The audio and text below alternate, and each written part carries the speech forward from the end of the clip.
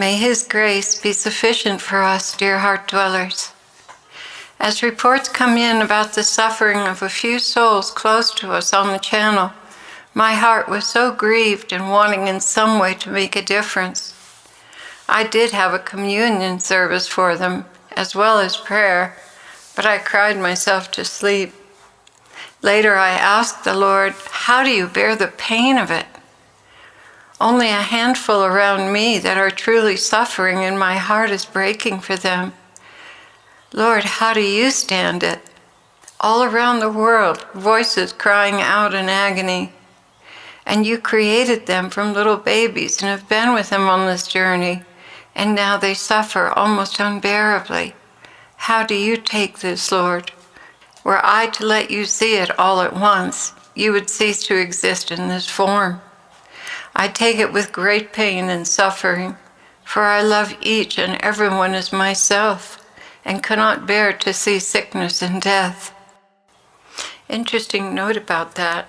The Lord saying He loves each of us as He loves Himself. And that's what the scriptures command. And in John, the Lord said, you shall love your neighbor as yourself. That's John 13:34. So here He's asking us to do what He did for us when He gave His life on Calvary. He did not love His own life more than us. Boy, I'll tell you, the enemy doesn't want this message out. I've had nothing but interruptions, probably 4 now that I've counted, and I've had to re-record. So this must be a pretty important message. Jesus continued, and yet this is the consequence of sin, generations of sin. Here He's talking about sickness and disease, and degeneration because of sin. You see, sin carries with it a wavelength that is highly destructive to created matter and souls. And so a world full of sin is continually bringing decay to this earth, which began as a perfect Eden, where there was no death. Interesting note here, dark matter is the energy associated with demons, hell, and CERN, and it's extremely powerful. We found that to be true, that it's so very powerful for inciting people to just go mad with anger and destructive tendencies. So He's talking here about a wavelength, and I would guess that's like the dark matter wavelength that CERN has unleashed. Adam and Eve had the deed, so to speak, He says, and when they chose to believe Satan's lies against me, they signed it over to his influence. He knew very well what he was doing when he tempted Eve to sin. He knew from experience and knowledge of me that rebellion brings sin, and sin brings death. He set her up so that she would bring her mate along with her, and they would be in His hands. As the scripture says, then desire, when it has conceived, gives birth to sin, and sin, when it is fully grown, brings forth death. That's James 1:15. But that is not the point here, beloved, Jesus continued. The point is that I love these souls deeply, very deeply, and to see them suffering as they do brings grief to me as well. And one of the few things my bride can do to intervene and bring me comfort is through worship and thanksgiving. When you worship me, you bring me great comfort, Clare, great comfort. Somewhere on this earth I can hearken to a loving presence, returning thanks to me, and oh, how comforting that truly is. It takes my mind off the pain and suffering and brings deep, abiding joy to your God. If only souls knew and could accept the reality of the pleasure they bring me, you would have many more worshipers on the earth. Part of your assignment, besides making music to bring souls to me, is also to make music to delight me and bring healing to my heart, wounded by the ingratitude and indifference of man.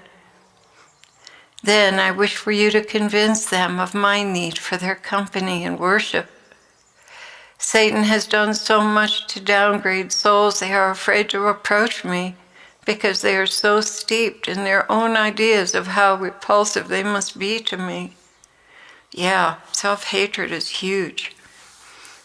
How can you dwell in a heart that you are convinced judges you as unworthy, disfigured, unclean, and doesn't want you there?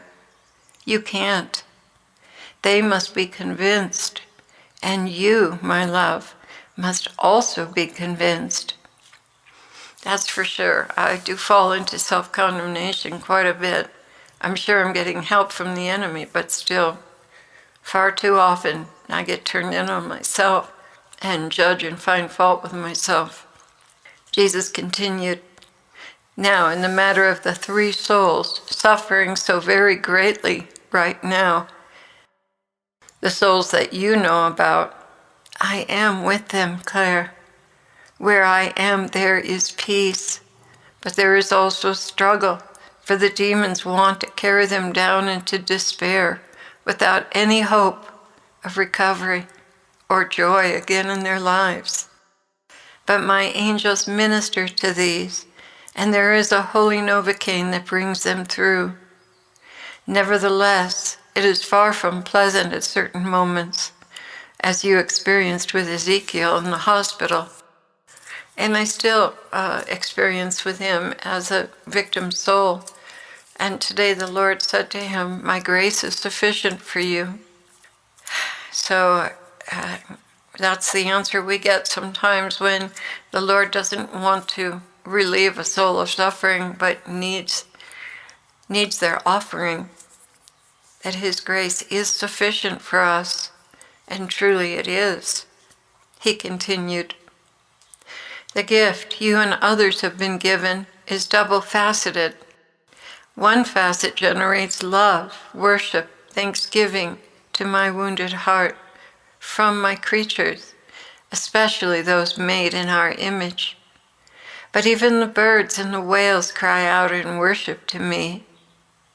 The other facet generates my solidarity, my compassion, unconditional love, mercy, delight, and affection for every creature I've made. In the center of this gem is my spirit flowing abundantly from the living waters of heaven for these very purposes. So yes, in a way, worship comes from me, as does any fruit of the Spirit generated in a soul. I am no respecter of persons. I generate these opportunities to all, but so very few respond properly and give them the time, attention, and protection they need to form their souls into a meaningful habit of godly living.